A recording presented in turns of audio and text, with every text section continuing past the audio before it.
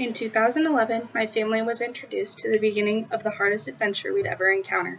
My grandma was diagnosed with ALS. This story is a first-hand experience that I want to share with you.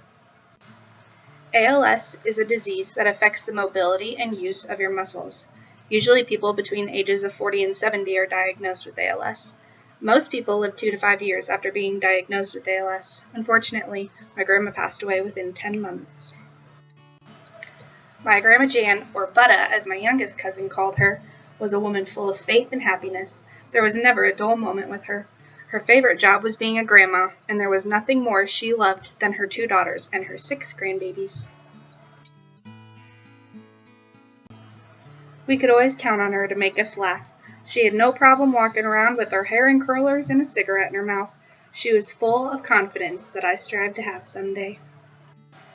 Grandma loved to be outside. My mom and her shared the passion for gardening.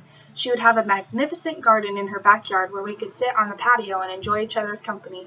One of my favorite memories is sitting on her patio swing and enjoying the day. In April of 2011, my grandma started to fall without explanation. After some trips to the doctor and running some tests, she was diagnosed with ALS. The following June, my grandma wanted to do one last family vacation before she was bound permanently to a wheelchair. So we packed up and visited Palm Coast, Florida. We had family pictures taken on the beach of the house we were staying in. At the time, my grandma still needed a wheelchair, but we managed to get her standing up for a quick family photo.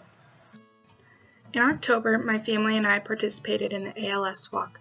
My grandma, still sassy and funny as ever, wore a pink boa with Diva stickered on the back of her wheelchair. My grandma had a huge group of people come to support her, friends, family, even family friends. Hundreds and hundreds of people come to support the ALS walk. By donating, we raise money for research that could find a cause and a cure for this awful disease. Only a few months after the walk, my Grandma Jan couldn't move at all. This made even the smallest tasks extremely difficult. Feeding herself, coughing, scratching places that itched. We all tried to help her as much as we could.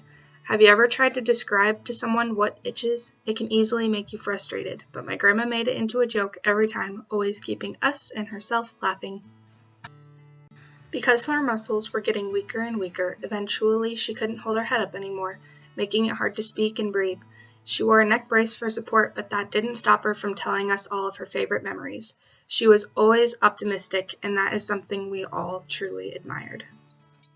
In February of 2012, only a short 10 months after her diagnosis, my grandma passed away. She died peacefully in her bed with her favorite Bible verse being read to her. Though she is gone, her wonderful memories live on in our family. We still walk the ALS walk every year in remembrance of her. Maybe you've seen these Ice Bucket Challenge videos. These were made to raise awareness and money for the ALS Association. The challenge was to be nominated by someone to either dump a bucket of ice water over yourself within 24 hours or to pay $100. It was a great way to raise awareness and money for ALS research. Though she's gone, her funny, loving, inspiring memories still live on. I hope that this story raises awareness for ALS. I love you, Grandma. We all miss you.